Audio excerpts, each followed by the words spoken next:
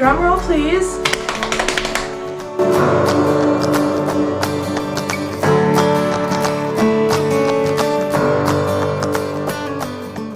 Hi everybody. On today's video we're just going to have a continuation of what we were talking about on our last video.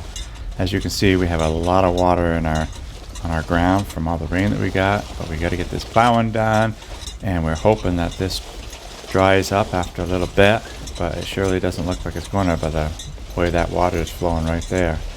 But let's see what happens in the next couple minutes. And at the end of this video we're going to share who won the contest with the harnesses that we're giving away.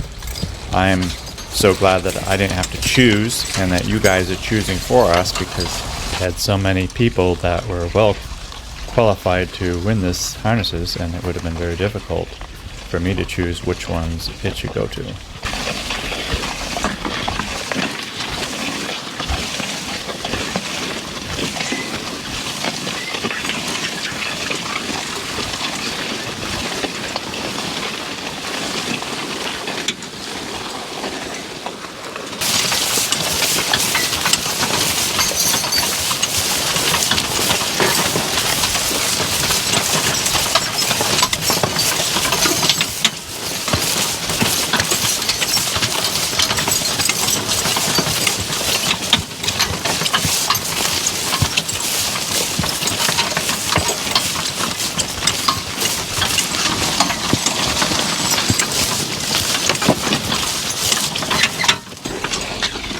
My ends are a little bit messed up here, so I'm running the lever to try to adjust the plow so I can get the furrows straightened back up again on the end.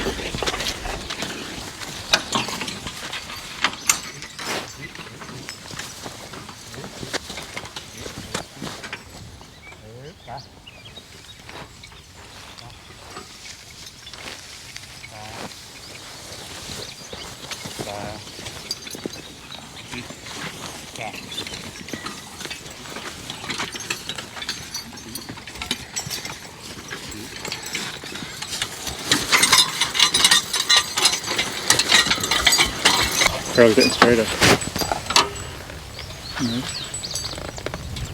Yep. And like you said, the water is, from here it looks like it's going away.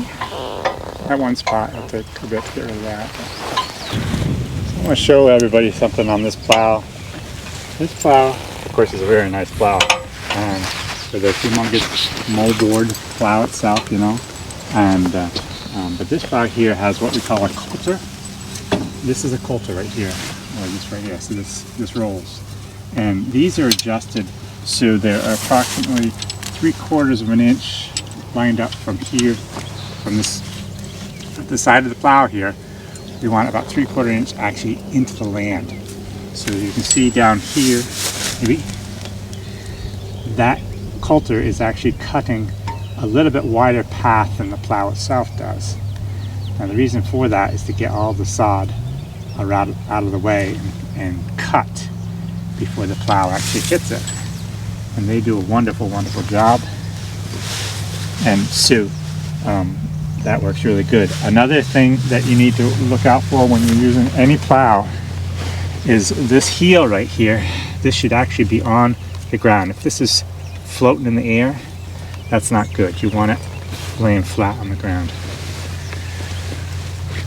I'm not an expert, but and I'm sure there's people that could explain things a lot better than I do, but I will try to give you a little bit of my thoughts on plowing as we go along.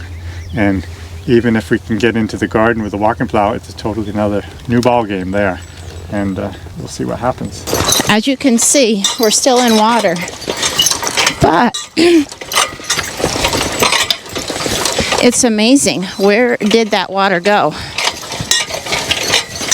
It's not here nearly as much.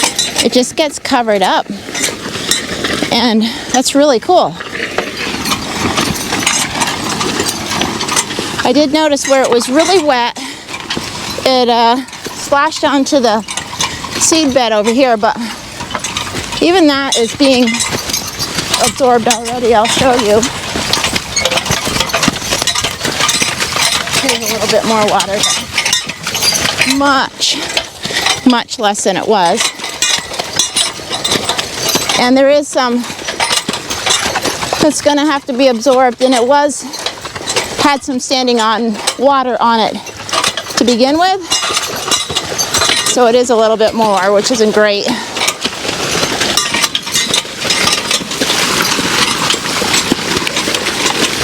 But there's quite a bit less water than there was.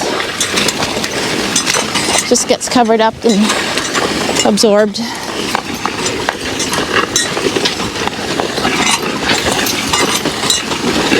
It's amazing this time of year, after the initial wet season, how water gets absorbed so much quicker than previous.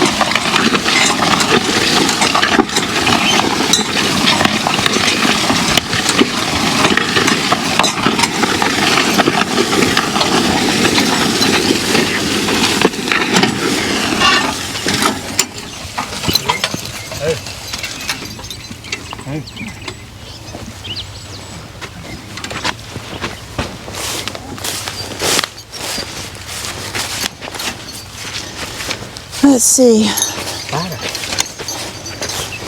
what's going on here. For how hard that seems to pull, I mean, how hard I think it would pull, they're doing fantastic. It's pulling actually quite easy because it's so wet. Yeah, that would make sense too. And are you happy with how the plow is scouring? Because this is the first time you used it this year. Yes, but I had painted the moldboards, so it's not a problem at all. I thought I had. You greased it too, didn't you? Well, I can't remember. It looked like grease on there. Sometimes I paint it. I know, but I think you greased paint? it. Yeah, but there was grease all over. Yeah, it could be. I can't remember.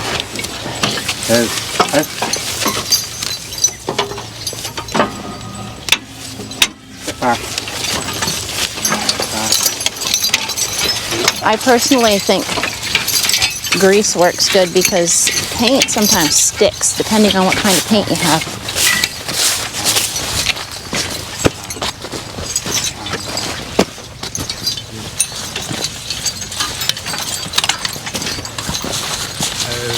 I'm super proud of Kenny. Isn't he doing good in the furrow? Yeah, he is. Careful about it. Careful.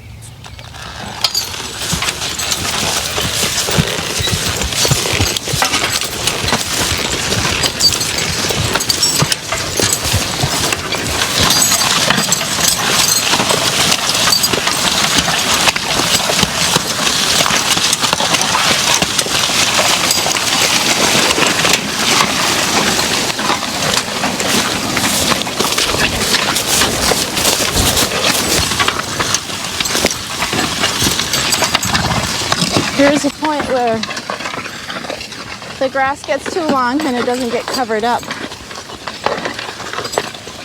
here and there.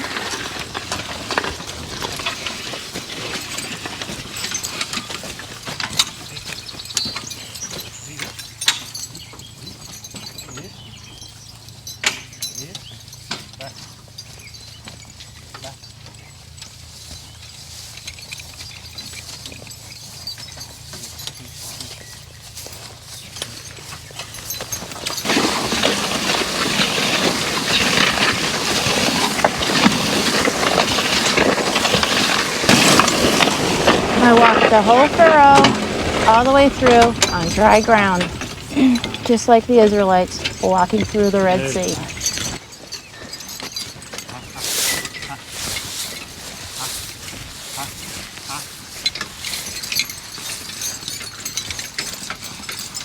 Okay, I'm real happy with this. And as you can see, 2 horses can easily pull this plow, but I usually do use 3. So now let's go over your garden and get your garden plowed. We'll start it with this, and then maybe we'll tackle that walking plow. So here we are at our messy garden, but I got some manure on it yesterday, and we got some green manure coming up.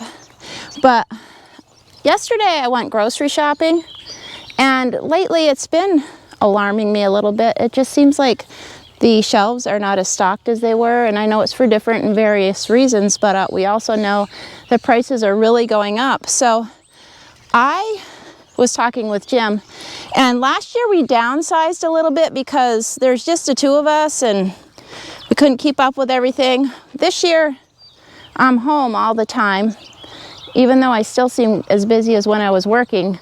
I feel like maybe I can spend a little more time in the garden, and with the way things are going, I think we are going to make the garden as big as it was before. And we'll put something in it, but it's better that everything you grow yourself, you don't have to buy, you know? So we're going to do what we can. Okay, I'll get started here. It's starting to warm up quite nicely. It's down like 38 degrees this morning, so I had my coveralls on for plowing out in the cornfield. Now I'm pretty warm, so let's go to work.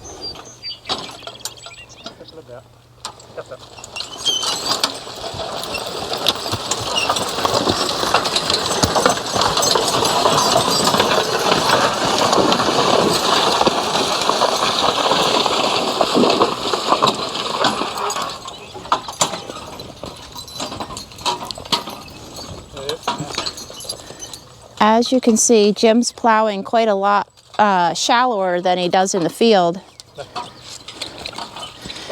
He said it didn't even really super need to be plowed. He could disc it, but he's gonna cuff everything over, and I was kind of glad of that. Plus he wants to try out his other plow.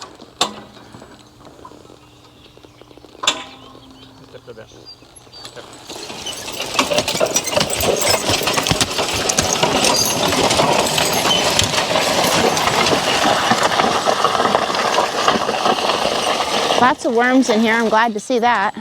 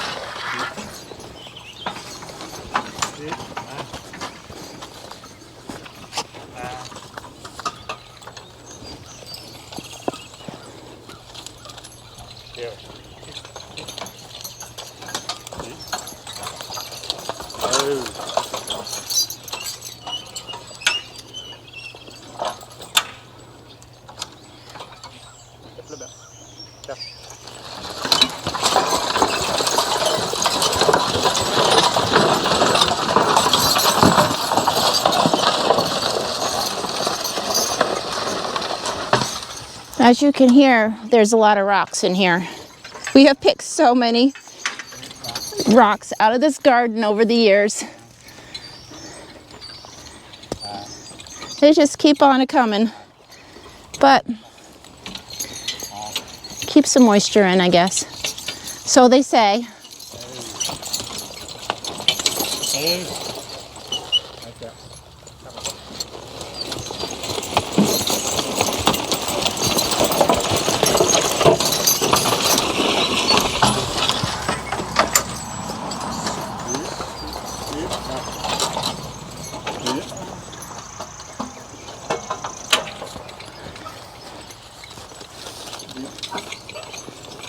Yeah.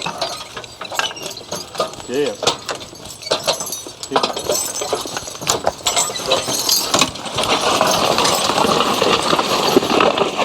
It's amazing how once soil is turned over, it dries out.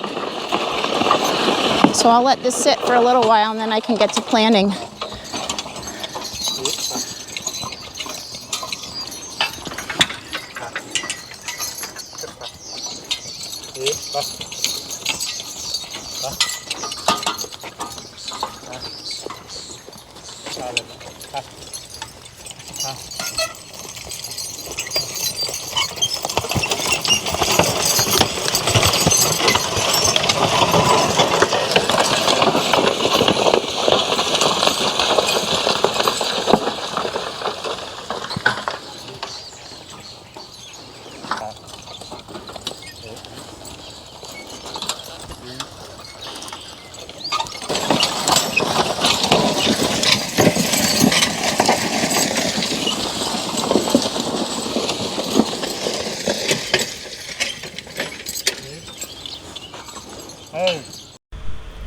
So I unhitched from the White Horse Plow and got my walking plow over here. This is a plow I just bought a few days ago, and it looks like to be in fairly good shape.